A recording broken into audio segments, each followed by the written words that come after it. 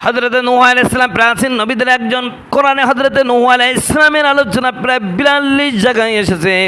মানব জাতিকে এক আল্লাহর আহ্বান জানিয়ে তিনি বলেছিলেন, তোমরা শুধু এক আল্লাহর ইবাদত করো, আমার কথা মানো, আল্লাহ তোমাদের গুনাহ ক্ষমা করে দিবেন। হযরতে নূহ আলাইহিস সালামকে জানিয়ে দিলেন, তোমার জাতির যেই সব লোক ঈমান এনেছে তাদের ছাড়া অন্য কেউ আর ঈমান আনবে না, এ নিয়ে তুমি কোনো দুঃখ করো না, তুমি একটি নৌকা বানাও।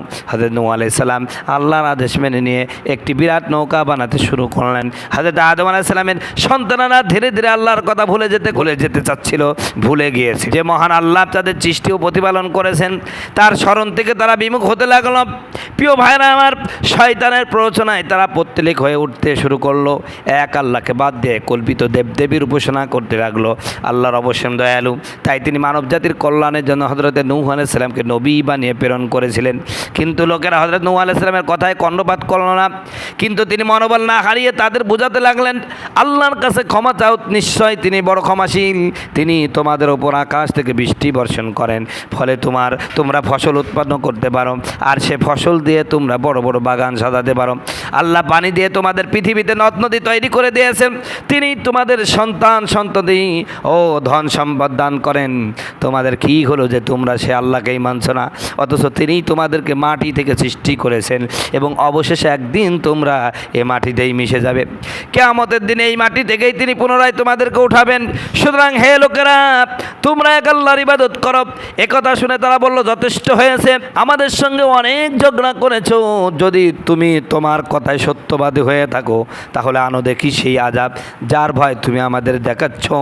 নূহ আলাইহিস সালাম বললেন, আল্লাহ যখন চাইবেন আযাব কেবল তখনই আসবে। তার স্বজাতির নেতারা নৌকা বানাতে দেখে তাকে ঠাট্টা তামাশা করত। তিনি বলতেন, যখন আল্লাহর প্রতিশোধে আযাব আসবে তখন টের পাবে অবস্থাটা কেমন হয়। অবশেষে আল্লাহর প্রতিশোধ আযাব শুরু হলো। মাটি ফেটে পানি বেরোতে লাগলো, আকাশ থেকে নামলো ভারী বর্ষণ। আল্লাহ হযরত নূহ আলাইহিস সালামকে বললেন, সব প্রাণীকে নারী পুরুষ জোড়ায় জোড়ায় নৌকা উঠিয়ে নিতে। যারা বিশ্বাসী হযরত নূহ আলাইহিস সালাম তাদের বললেন, আল্লাহর নাম নিয়ে তোমরা নৌকায় চড়ে বসো। নৌকা তাদের নিয়ে ভাসতে লাগলো। হযরত নূহ আলাইহিস সালাম তার সন্তানকে বললেন, আমাদের সঙ্গে নৌকায় চড়ে বসো, অবিশ্বাসীদের সঙ্গে থেকো না। ছেলে দম্ভ ভরে বলল, আমি কোনো পাহাড়ে উঠে পড়ব, তখন এই পানি থেকে মুক্তি পেয়ে যাব। হযরত নূহ আলাইহিস সালাম বলেন, আল্লাহর আযাব থেকে তিনি ছাড়া আর কেউ বাঁচাতে পারবেন না। তার ছেলে পানিতে ডুবে গেল। অনেক দিন পর পানির বর্ষণ বন্ধ হলো। হযরত নূহ আলাইহিস সালাম নৌকা যুদি পর্বতে গিয়ে ঠেকলো। তিনি বলেন, হে আল্লাহ, আমার ছেলেও আমার পরিবারের সদস্য, আর আপনার ওয়াদা নিশ্চয়ই সত্য। আপনি প্রতিশ্রুতি দিয়েছিলেন আমার পরিবারকে বাঁচিয়ে দিবেন, তাহলে আমার ছেলে কেন ডুবে মরল? আল্লাহ বললেন, তোমার ছেলে তোমার পরিবারভুক্ত নয়, কেননা তার কাজ ভালো ছিল না। আর এমন ব্যাপারে আমার কাছে আবেদন করো না যে ব্যাপারে তোমার জানা নেই।